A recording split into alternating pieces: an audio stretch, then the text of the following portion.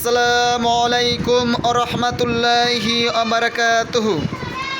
প্রিয় দেশবাসী, আপনারা এই ভিডিওটি যে যেখান থেকে দেখছেন তাদেরকে জানাই আমি আমার পক্ষ থেকে আন্তরিক শুভেচ্ছা ও অভিনন্দন।